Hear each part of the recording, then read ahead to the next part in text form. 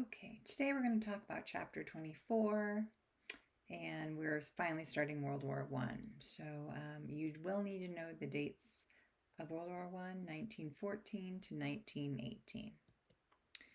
Okay, so here we go. Um, there are four main causes of World War One, and the main we're going to use as an acronym to help you remember the four big causes. So, first one is militarism. That's the M in Maine. Militarism is when one nation increases their military because, they want to show off their power, or, they're looking to make more colonies. And then their rivals feel threatened by that. So they also build up their military. And so that was happening in this time, and everyone's building up their military, and that's going to be one of the issues.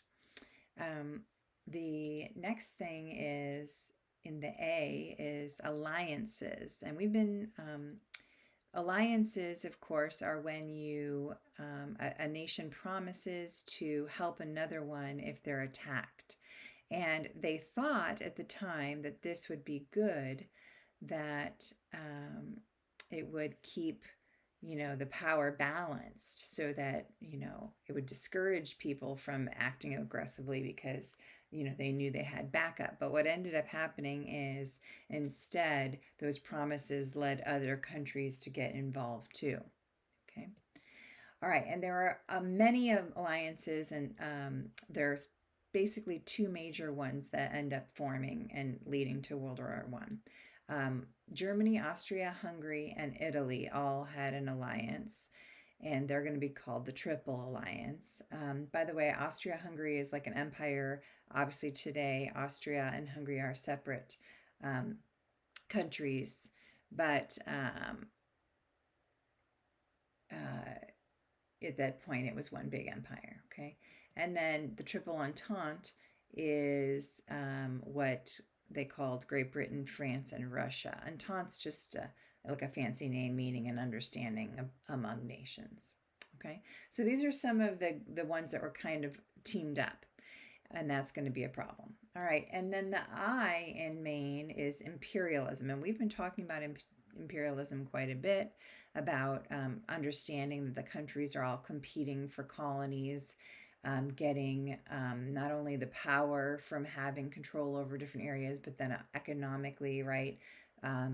New places to sell their goods and raw materials to make more goods. And we talked about, naval power, right, and having bases. So imperialism is a big factor also that's happening. All right, and then the last one is N for nationalism. And nationalism is the idea that a group is feeling really loyal. It could be to a whole country, or it could be just to like a group, like an ethnic group. And this is, sometimes some countries are trying to show their power off in their nationalism, like Great Britain and France are feeling threatened, when Italy and Germany are flexing their power. But the one I want to talk about right now is an ethnic group, and that one was here in Austria-Hungary. There's a group on this is called the Balkan Peninsula, and they're having arguments, the different ethnic groups, about who controls what territory. And there's a group called the Slavs.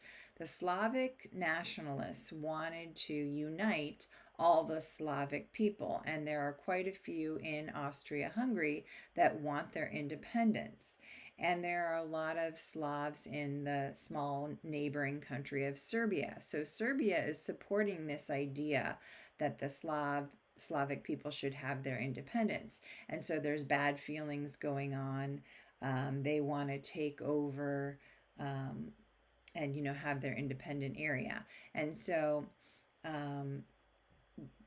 an event happens that really sparks this whole war.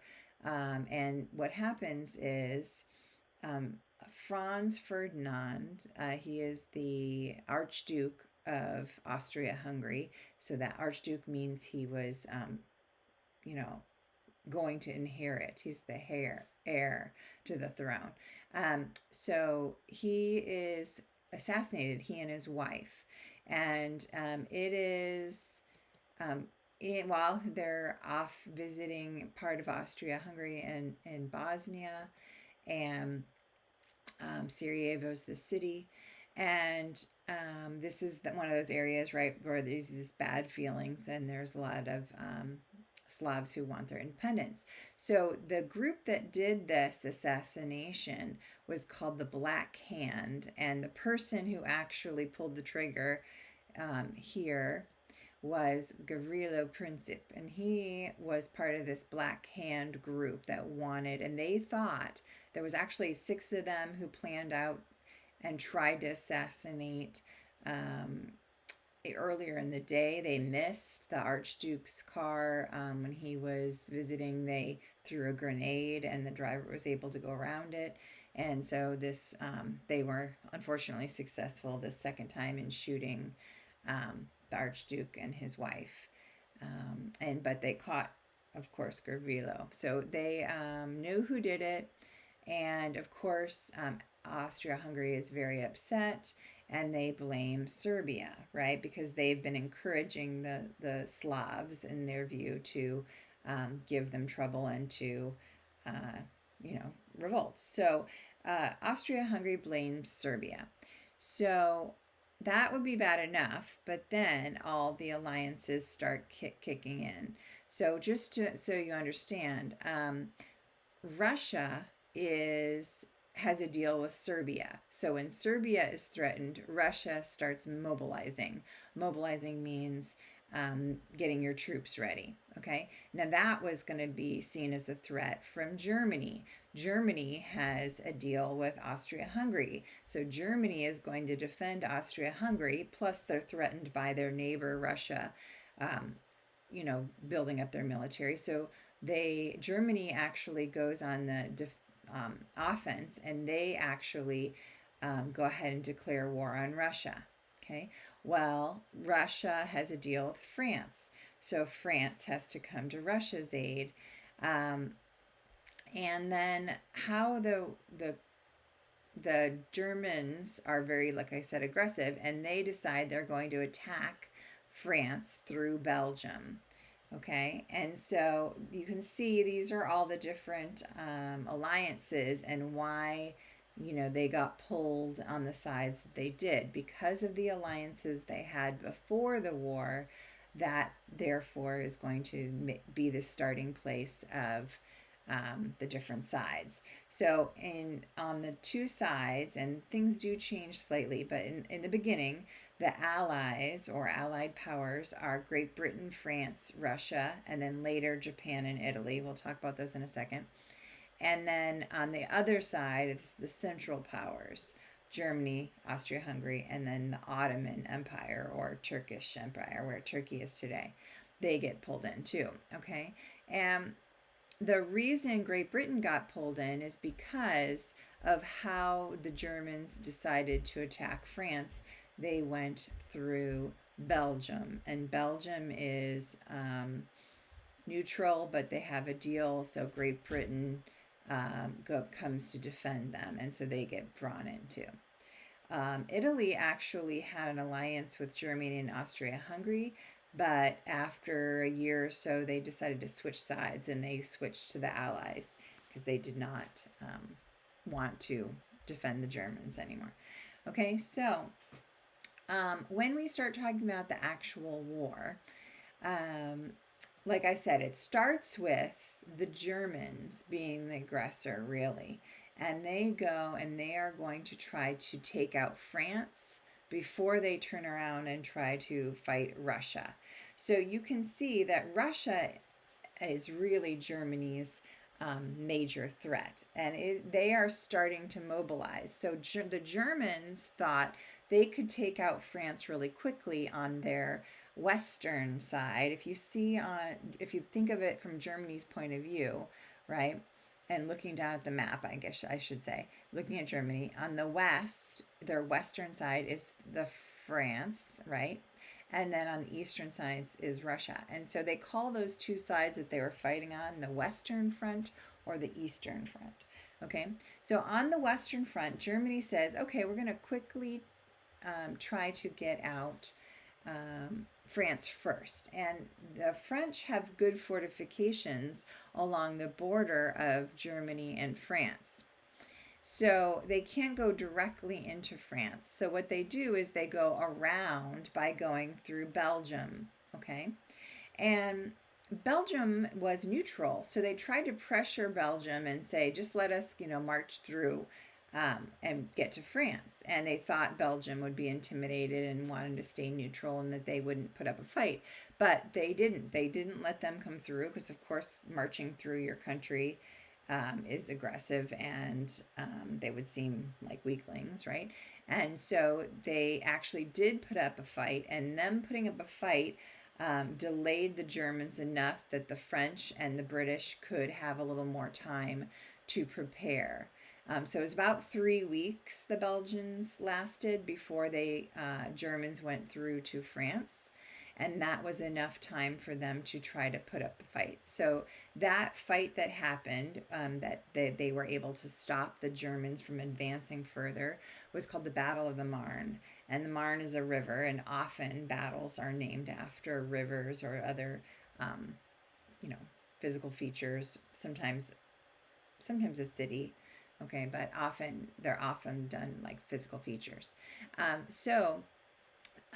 In this battle, the French and the British are able to stop the Germans from advancing any further. Okay, this is a really important battle because it shows that the Germans thought they were just going to kind of march and do this quickly and then go on to the Russians, and that ends up not being happening, right? That it's going to be a much harder, longer fight than they anticipated. And so what ends up happening is this is like a stalemate. Neither side can go make progress. That's what stalemate means. So they are basically stuck here fighting on this Western front, and it is like 3 years of fighting. And it's a trench warfare. You've probably seen it before in movies, where they dig these trenches, right? They are digging down, and so that the men are somewhat protected, right, in the ditch, and they can only like peek up and shoot out of it, but the rest of their body is like all covered, right? And there's a no man's land in the middle of it. And so we'll talk about trench warfare, but it's terrible, and a lot of people died. Another battle. So because they can't seem to get anywhere, right? They're fighting and no one's really gaining territory. Both sides put up what they call offensives, a big push to try to stop and break this stalemate. So the first one launched by the Germans was the Battle of Verdun, and they're trying to break this stalemate. It's one of the longest and bloodiest battles ever. It it has it's lasts almost a year, like 300 days or something like that. And they're trying to, and a lot of people died, like 750,000 people died, and a lot more are wounded. Okay, and then in that same year, there's some overlap because the allies also tried to put an offensive to try to stop this stalemate in a different place, the Battle of the Somme. And so you'll see both of those on the map. Also, of course, there are a lot more battles, but I am not a huge battle person. I don't think you need to memorize all the battles. I'm just telling you some of the most famous ones. There is, if you're interested in that, of course, there's a lot more you could learn about that. But Battle of the Somme was launched by the Allies. Again, terrible casualties. They think about like 1 million people end up being, killed or wounded total. So that's in, like, we're in from 1914 to not 1916. Okay, so years of all this trench warfare and stuck here. Okay. So neither offensive really did anything. They still were pretty stuck. I mean, at the Battle of the Somme, even with like all those casualties, really, they got only 7 miles. That's like nothing, really. So, terrible fighting. One of the reasons is the better weaponry that happens. So, let's talk about some of those. So, and first of all, they had improved artillery. They had this kind of artillery before, right, like cannons, but these have larger shells and they can fire at greater distances. They also had better rifles so that they could be more accurate. And of course, the poison gas is one of the famous things, unfortunately, from World War One. The Germans started it first, and then the Allies used it also. Um, Poison gas, of course, is very dangerous. You can see in this picture here, these men have all been blinded, um, and so they have to hold on so they know where they're going. It was terrible. Of course, that also means that they're going to start having um, gas masks are going to be used too. They also had, oh, my gas mask picture went really quickly. These tanks were built. Remember, we talked about in both sides would have um, trench warfare. Trenches on either side, and in the middle there was a big open area called no man's land, and both sides had a lot of barbed wire fences protecting their side, and it's to keep the other side from coming and running over and getting closer shots. Well, the Allies, the British, were the first ones to come up with these tanks. And this tank might be different than what you think of when you think of a tank today, but this was one of the first ones. And it was a big invention because it, of course, is much more protective, right? And they can go right over the barbed wire and go across no man's land, and then there's some troops can follow behind it too and be pretty protected. So that was a big thing. And then, of course, eventually the other countries also started making them. Also, a new thing was the airplane.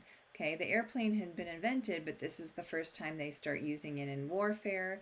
Of course, they're watching troop movements and reporting back that they can see, what the other side is doing. They also can drop bombs. So this is an amazing picture, right, of seeing what it would look like. Very low tech, right? They would literally just drop them. You've probably heard of in the Snoopy cartoons, probably, right? When remember how Snoopy's always pretending he is in a dog fight? That's what they called when the planes are fighting each other. They really just had a machine gun mounted on the wing of the plane. So they'd be shooting and then try to shoot their machine gun at the other guy. So those were called dog fights. And there's a picture in your book of one of the most famous dog fighters, Baron von Richthofen.